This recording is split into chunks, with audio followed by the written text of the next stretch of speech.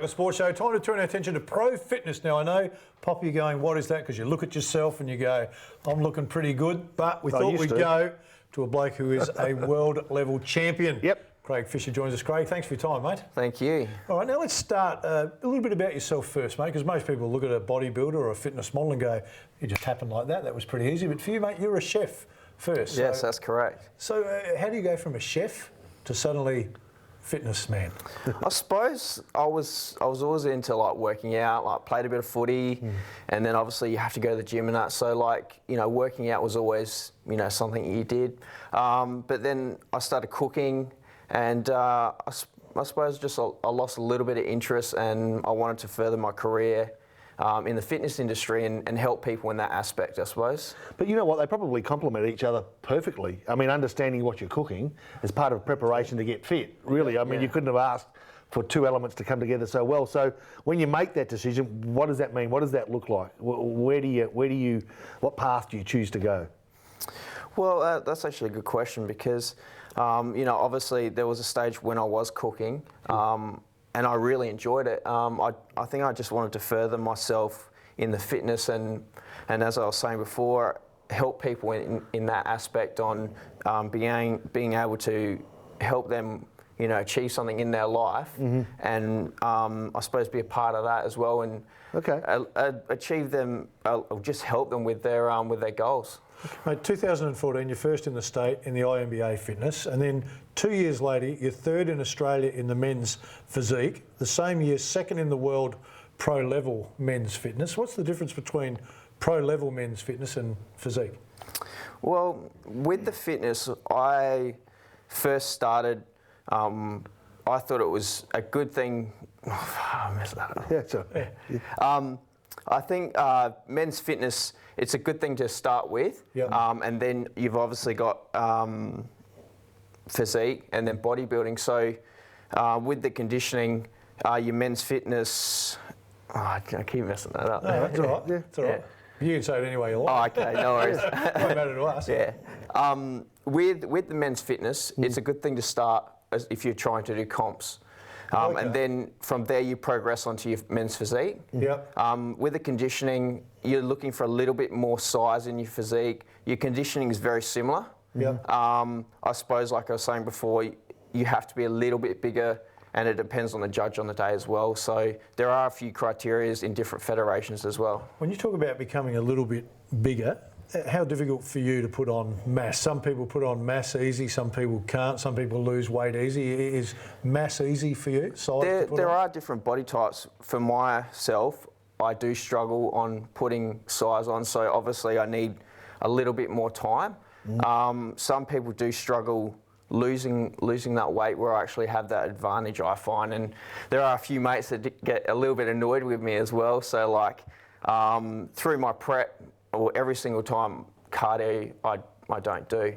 So I've been very fortunate with that, where I use my weights as my cardio. I just bring the intensity up, and that seems to do the job. So no need to run per se. No. More about. So what would you're leading into a competition a week away. What does the week or months leading up to the last week, and then what does the last week look like in comparison? Well, to start off with my prep, I'll obviously have a little bit more resting period. And then as it gets a bit closer, I just bring that intensity up. I try to keep things relatively simple. I suppose your energy levels do change a little bit as well. So, you know, if you've got a little bit more energy, you might extend your training session a little bit more. If you are, you know, lacking a little bit of energy, you know, your session may not last as long. So, another thing you also have to put into account is really work on those weak points. So when it comes to your criteria, like with men's fitness, you're wearing you're wearing shorts, but they're slightly a little bit longer. And then as you go into your bodybuilding, you're starting to reveal your legs a little bit more. So obviously you're wanting to look symmetrical. You want those legs, you want the arms, you want the midsection and that. So, you know, depending on that category that you're doing, it really depends. You want to make sure you're best conditioned all the time. But how long does it take to, I don't know what the right term is, cut yourself up to get ready? So you're a week out from Sydney now. Yes. So you want to be in the best physical shape you can be in.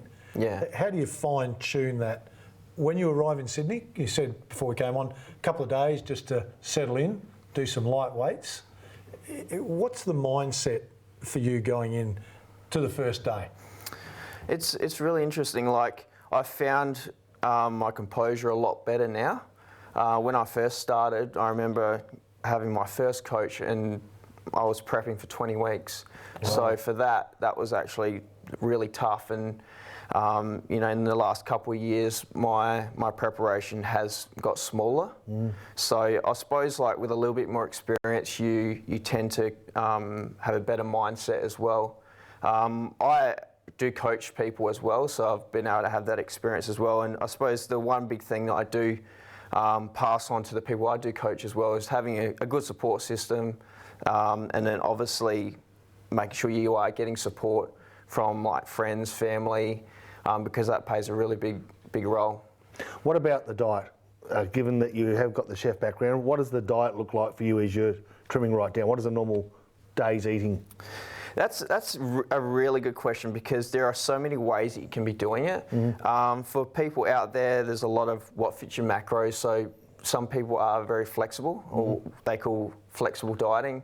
And then you've got a lot of dieters that have a bit more structure in that. Me personally, I like to have a structure, something simple, because, you know, having a job as well, you want to make sure that you're not always in the kitchen or, you know, putting too much preparation into your food. So I keep it pretty simple, and obviously trying to target what they say, your carbs around certain times, your fats around certain times, and your protein. So there are a few things you do learn along the way as well. So what does it look like for breakfast? Or is it a series of meals throughout the day? There are a series of meals. I have about 6 meals a day. Yes. So at the moment, as a lot of people do, the most generic thing, I do eat a lot of chicken. Yes. I eat a lot of rice. Yes. On the Snapchats and things like that, a few people see the big bowls of rice. Yeah, beautiful. But, like, you know, there are different types of things that you can be having. Me personally, I keep it simple, so then, you know, there's less stress. Plenty of fruit, plenty of veg, all the obvious stuff. Yeah, I think it's important to making sure that you are eating good food that has good nutrients as well. Okay. Mate, tell us about the food line you've called Next Flex Food. So my personal training business is the Next Flex Fitness. So I thought, well, you know, if I call it the Next Flex Food, it's a bit of a hand in hand. I tried to turn it into like a one-stop shop. So we've got something online now. We're just about to release our winter menu. So the big thing, and I've tried to pass on to educate people, is it doesn't have to have that structure like bodybuilding type of food. It's everyday food, portion size, and it does have that macro counting on there as well. So for anyone that is a bit conscious, and they have to have a look at that as well, at least we're covering everybody. Okay, mate, just quickly, because we've got to let you go. Testing, is there urine sample drug testing? Because there's always that association, unfortunate stigma, I guess, that's attached to bodybuilding. Everyone's on the juice, everyone's on some steroids. Yeah, so it's actually interesting. In Dubai, we were in line for 5 hours. Really? So we're in line to be tested. Yeah, to be tested. Wow. So you know, at least they're doing their job in that, and you know, you can say that you're doing this at a natural competition and that. So you've put all your work in for this time, and to compete against people that are in the same situation, you know you've done really well. Yeah. Hey, just before you go, you reckon I'd be top 10 or bottom few? Oh, just having a look at that. Just in case I pull the pin, I reckon you're next in line. Thanks, mate. All right. I better start the Next Flex Food diet straight away. Based on that, Craig, good luck in Sydney, mate. We'll grab a chat with you when you get back, find out how you went. Need to get to a break. Stay with us. Still a bit more to come.